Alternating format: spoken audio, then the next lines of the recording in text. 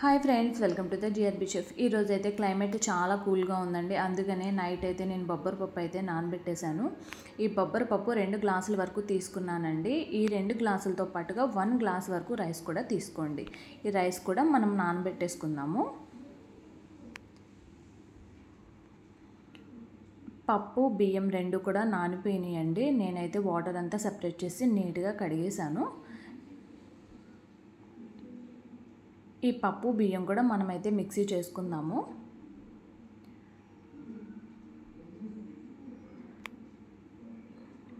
ఇక్కడ చిన్న వెల్లుల్లి, చిన్న అల్లం ముక్క, ఇక్కడ పండు మిర్చి అయితే తీసుకున్నానండి. కలర్ బాగుంటుంది, టేస్ట్ కూడా బాగుంటుంది. లైట్గా వాటర్ వేసుకుని సాల్ట్ కూడా యాడ్ చేసుకుని మిక్సీ అయితే చేద్దాము.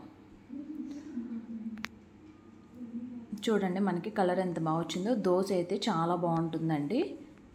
నెక్స్ట్ వీడియో కోసం మీరైతే వెయిట్ చేయండి.